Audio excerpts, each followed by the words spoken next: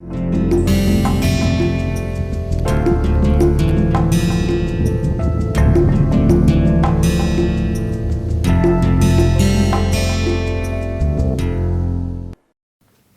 back to the lecture series in Bioenergy.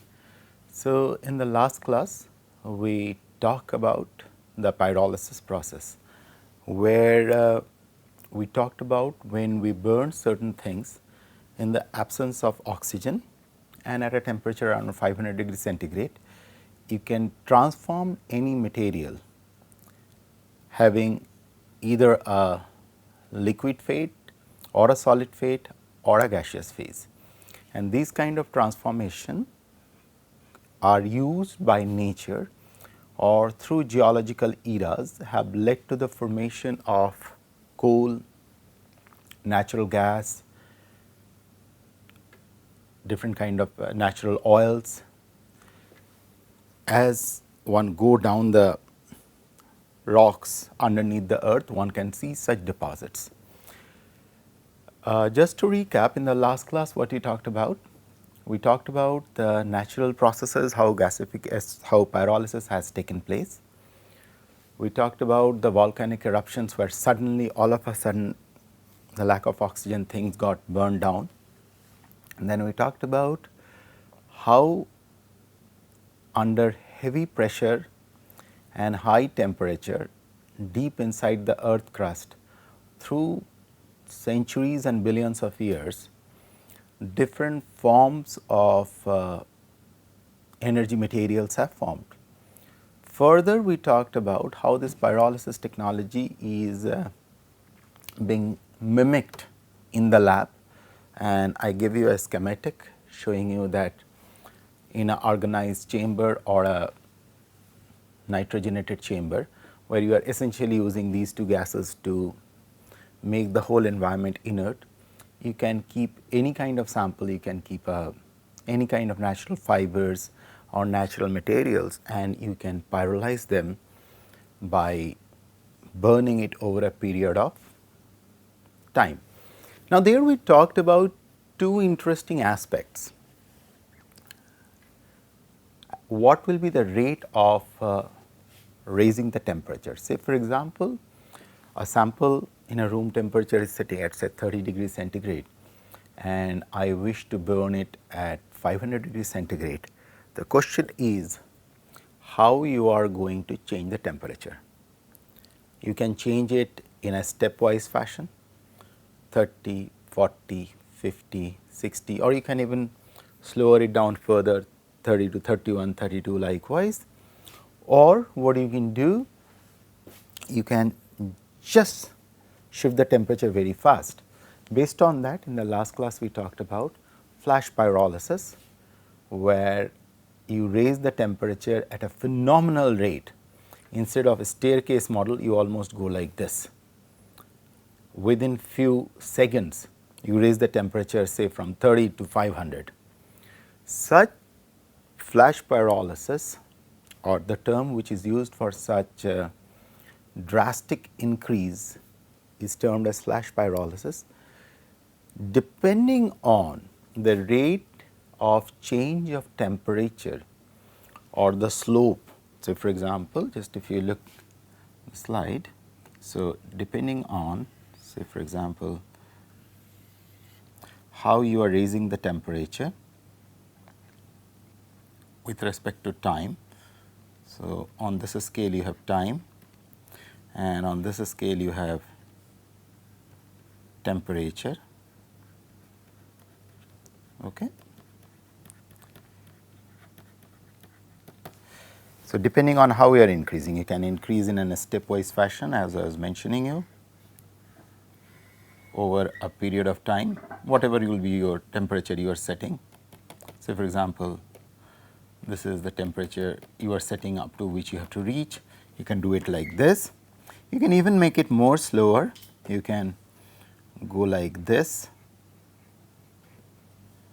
and eventually at some point you will reach here, or you can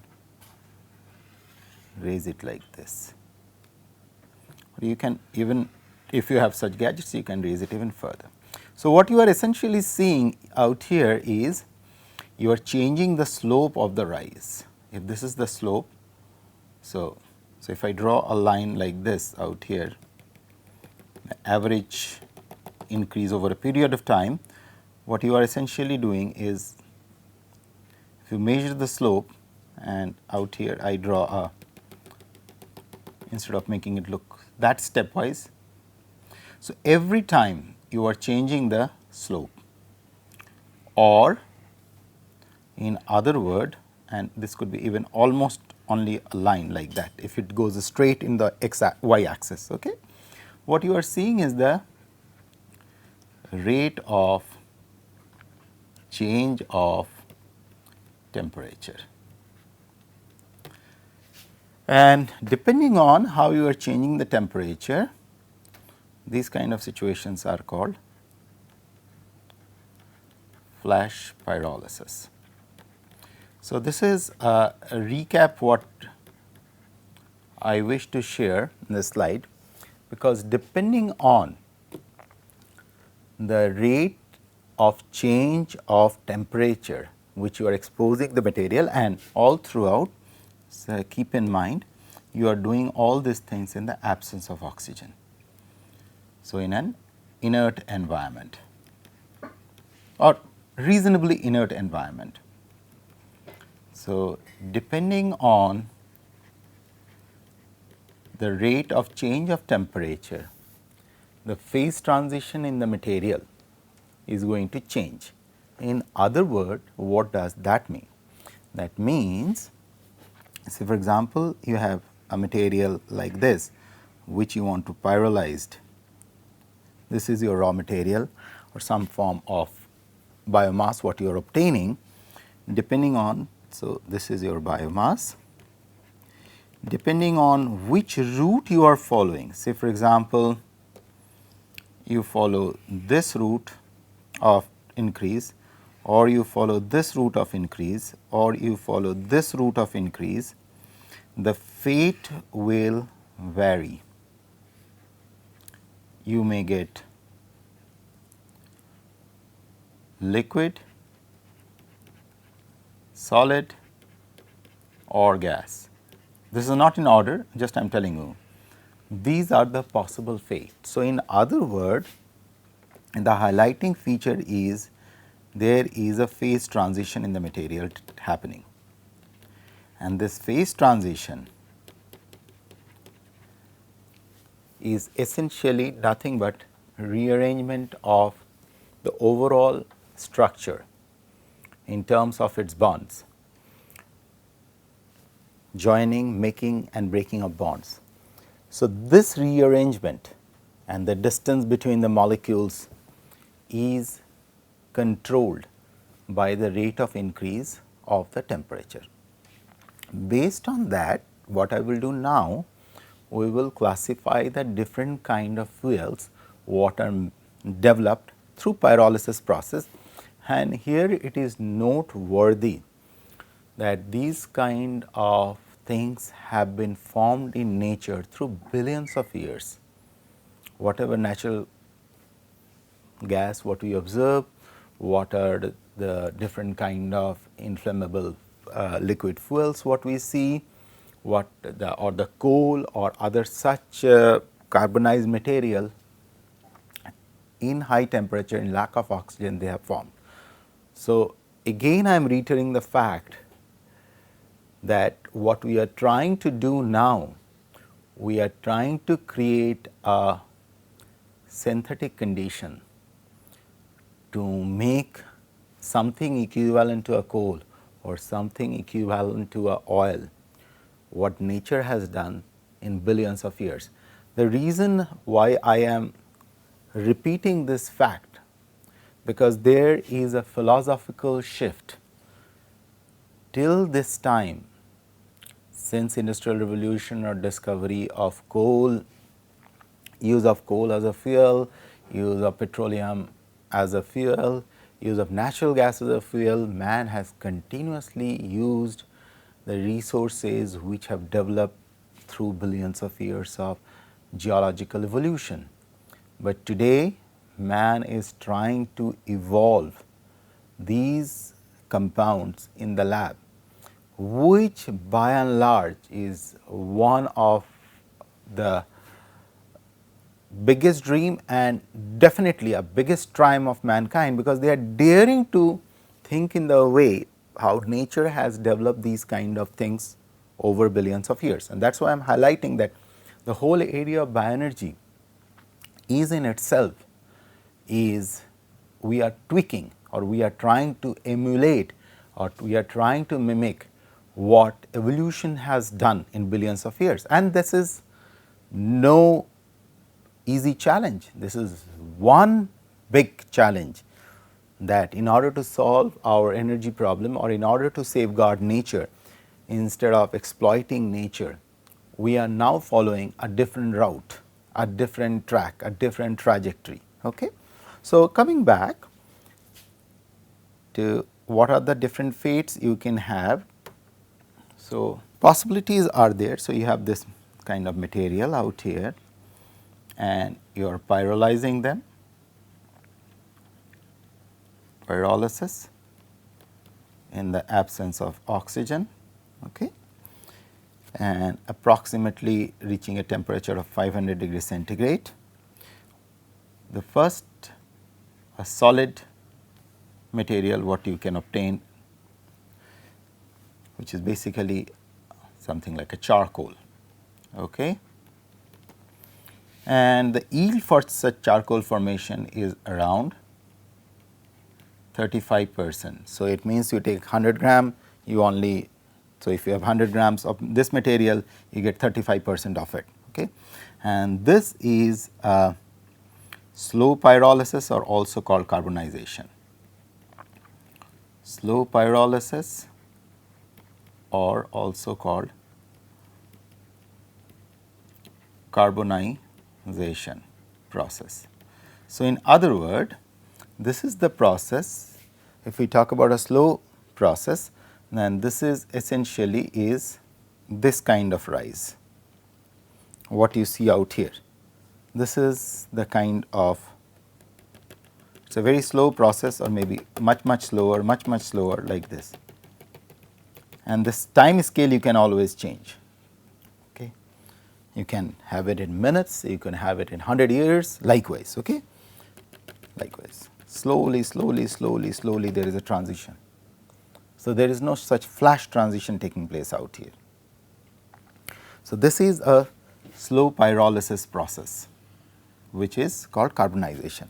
The second option is that you convert it into liquid form, which is having an efficiency of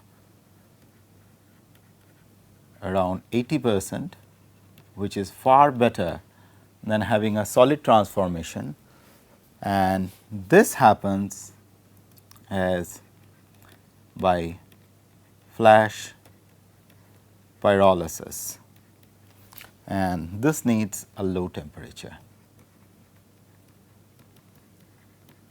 Okay. So, the range of 500 or 600 or likewise. Okay. Then the third option is, one is that, so we have the solid fuel, we have the liquid fuel in the form of bio oil, then we could have fuel gas, which also has an efficiency of around 80% transformation, and this also requires flash pyrolysis, which happens at low temperature. Okay.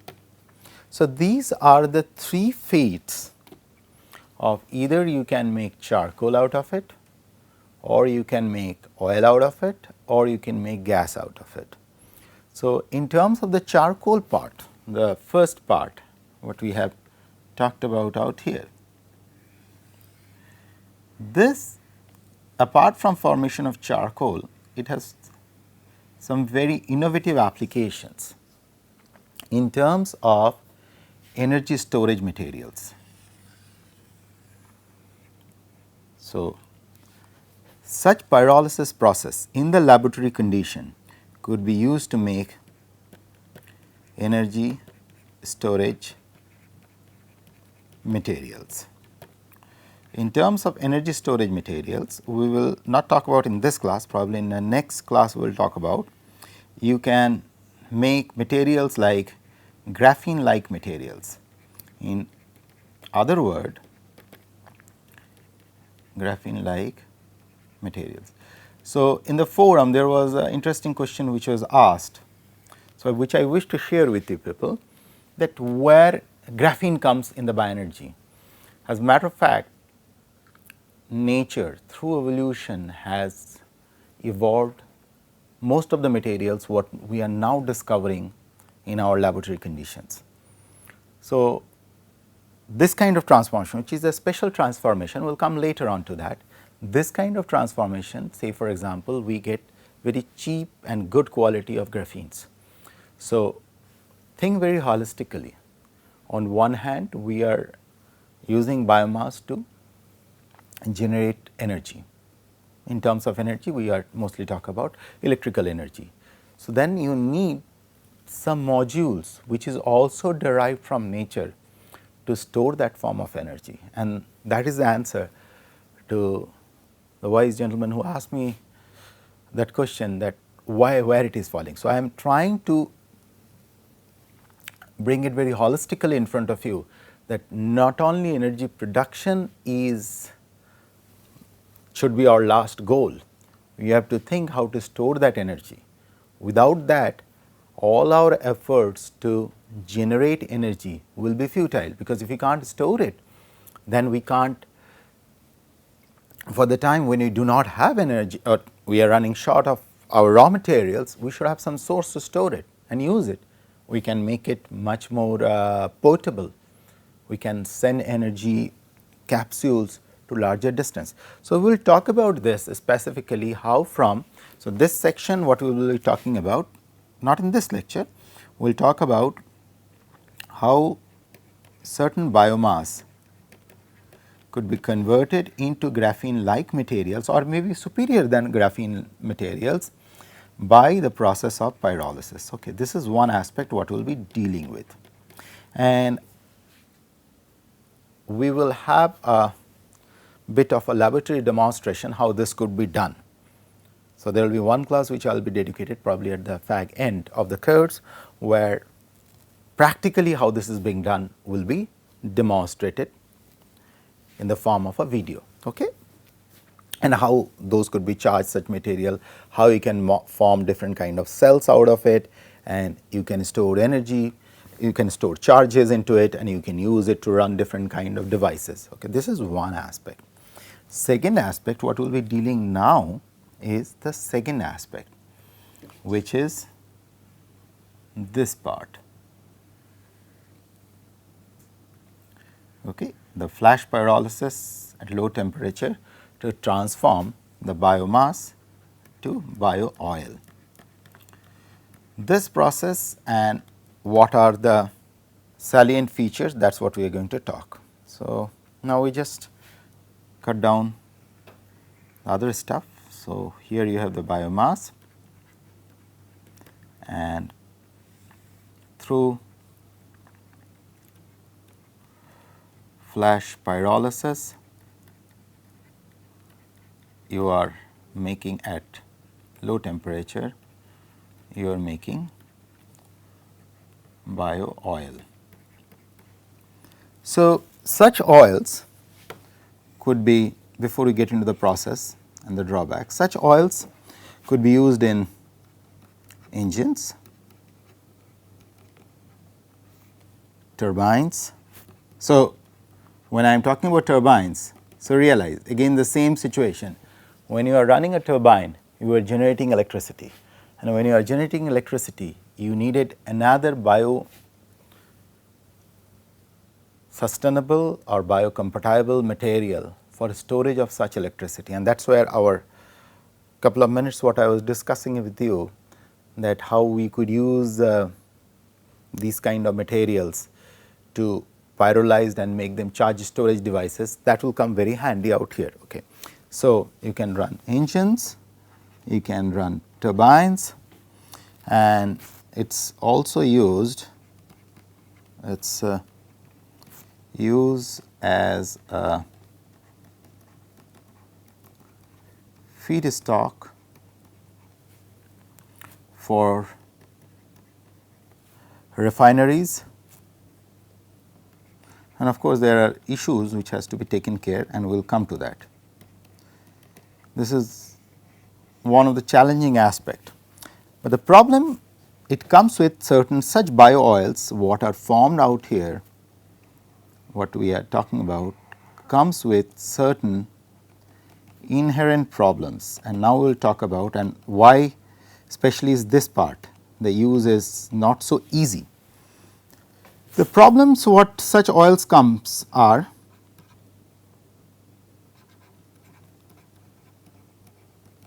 okay.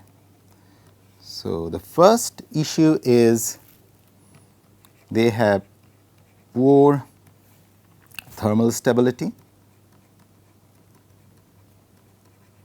okay, and there is huge amount of corrosivity.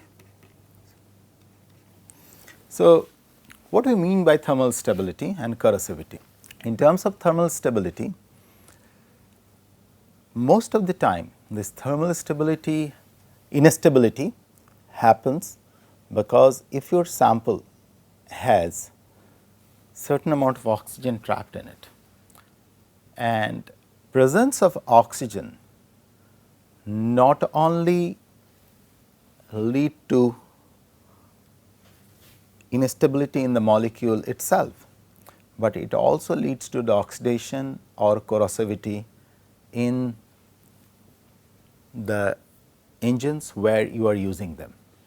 So, most of these bio oils which are formed from biomass comes with this inherent problem of having a corrosive nature and having thermal instability.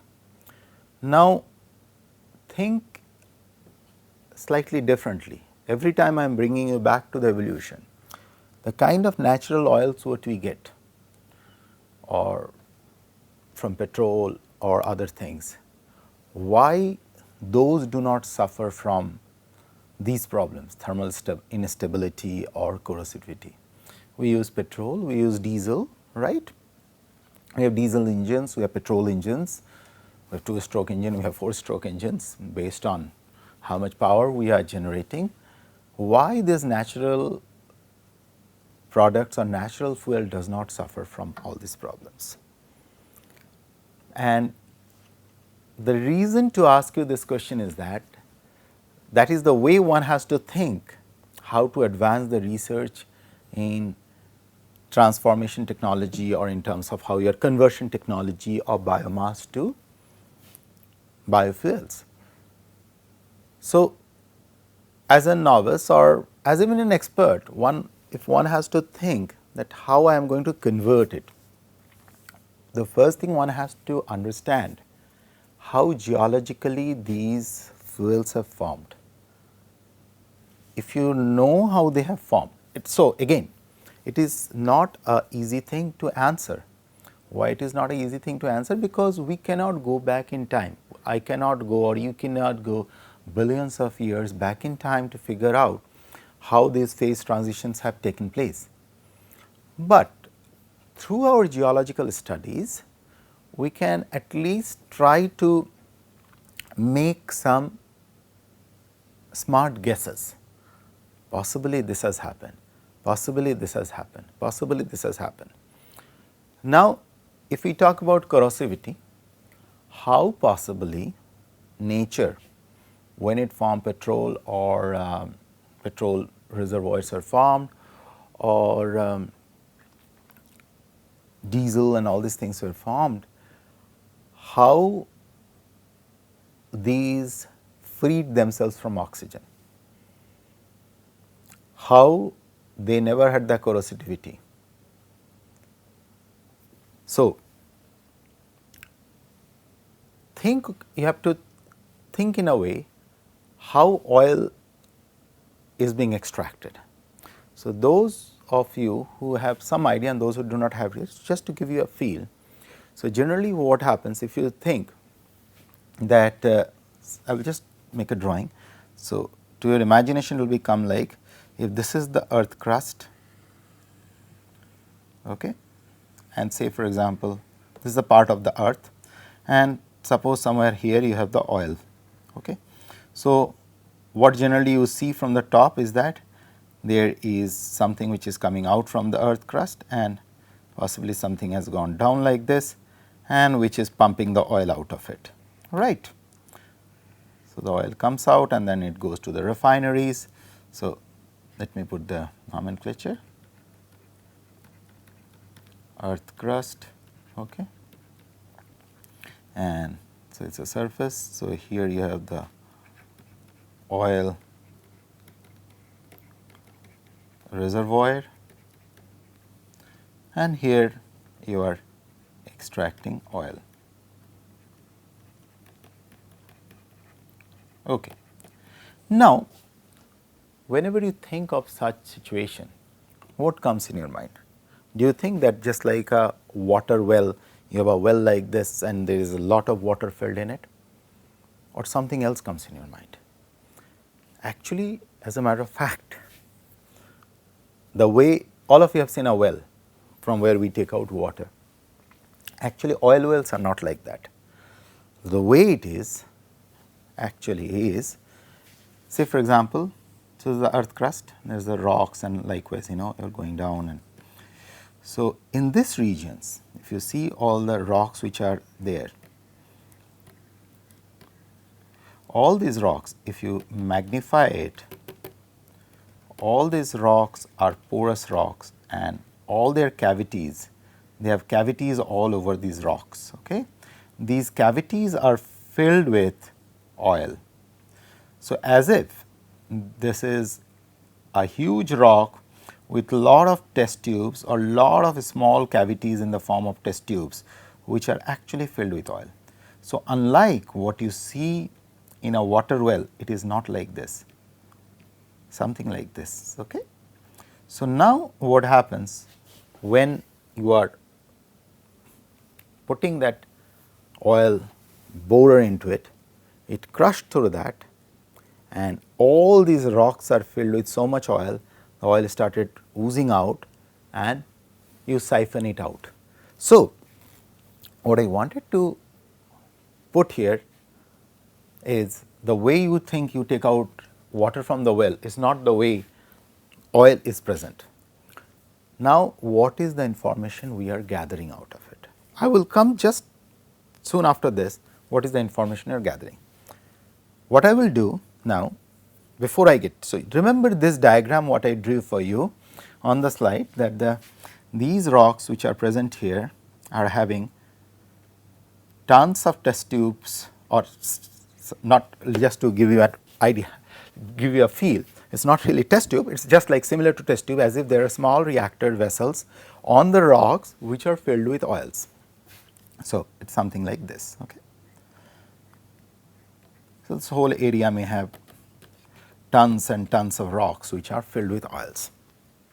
Now, keep this information in mind and let us see what all has to be done in order to extract oil, in order to make this oil what we are getting to reduce or to bypass this problem of thermal stability and corrosivity. I will come back because there is a significance to this drawing what I drew for you. So, in order to bypass, so where we started like this. These are the problems, and the question which I pose to you is, why in nature the oils what we get in the form of petrol, gasoline or gases, they are not corrosive? What makes them so pure and so pristinely inflammable as compared to the bio oil what we are making in the lab? And there I pose the question to you, if one has to understand or advance the conversion technology, then one has to think the way nature may have evolved these processes of oil formation and oil storage, and we will come back to that. Okay, thank you.